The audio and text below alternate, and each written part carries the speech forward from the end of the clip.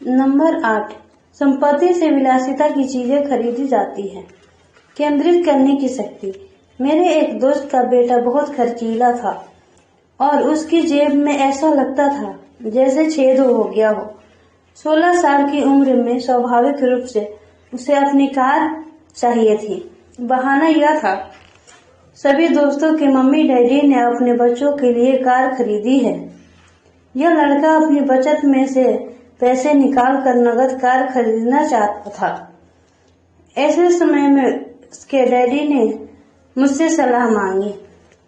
आप क्या सोचते हैं कि मुझे उसे ऐसा करने देना चाहिए या मैं भी दूसरे पिताओं की तरह उसे कार खरीद कर दे दूं?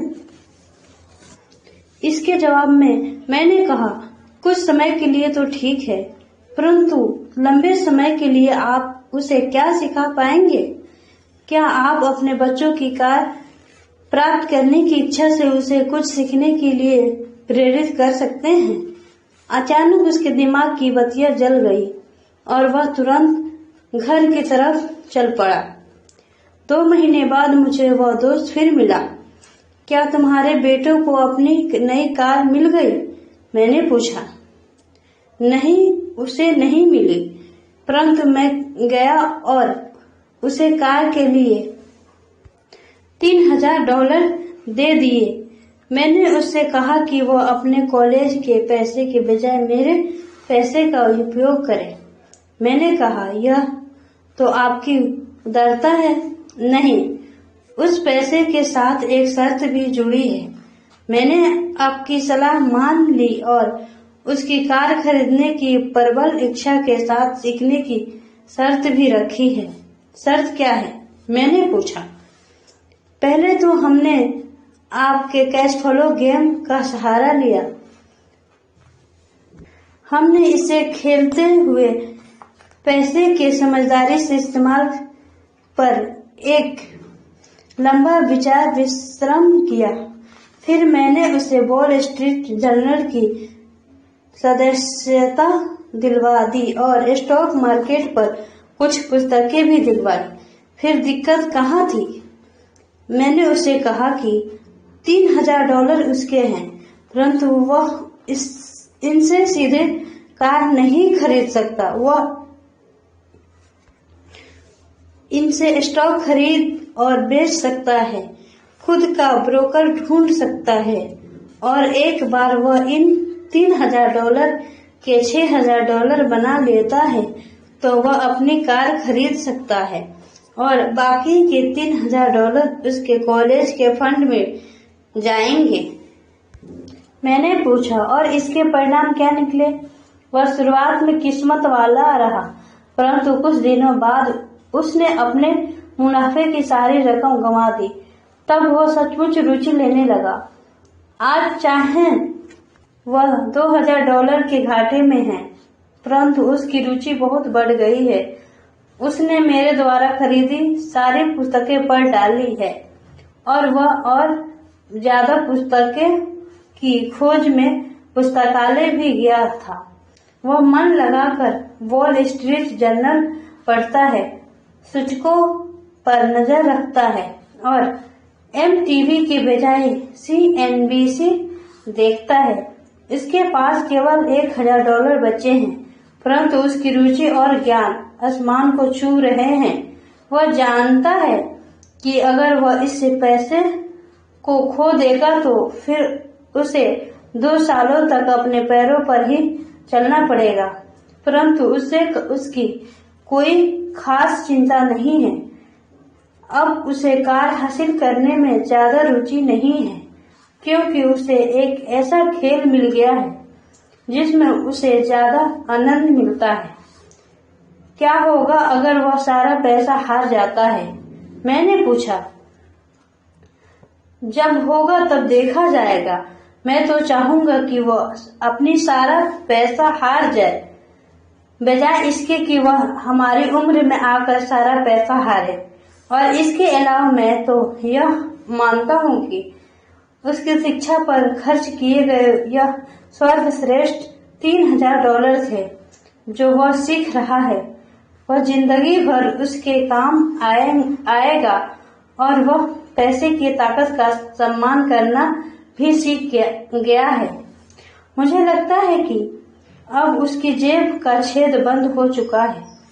जैसे मैंने खुद को सबसे पहले भुगतान करे वाला फंड में कहा था, अगर कोई व्यक्ति आत्म अनुशासन की ताकत हासिल नहीं कर सकता तो बेहतर यही होगा कि वह कभी अमीर बनने की कोशिश ना करे।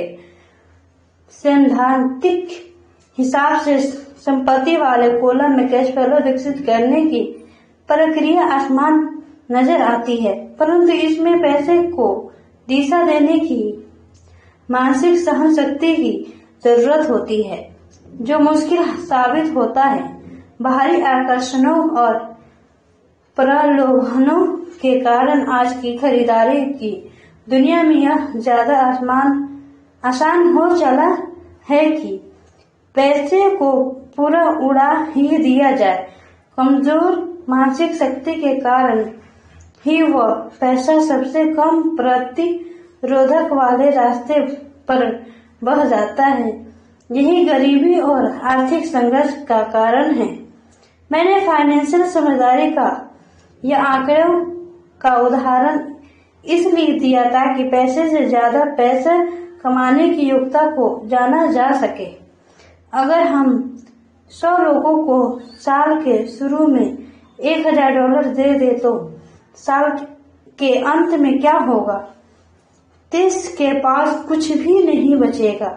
वास्तव में कई तो ज्यादा कर्ज में दबे होंगे क्योंकि उन्होंने नई कार, फ्रिज, टीवी, VCR या छुट्टियों के लिए नगद पैसा दिया होगा। 16 ने उस $1000 को 5 से 10% बढ़ाया होगा। 4 ने इसे $2000 या लाखों डॉलर तक बढ़ाया होगा।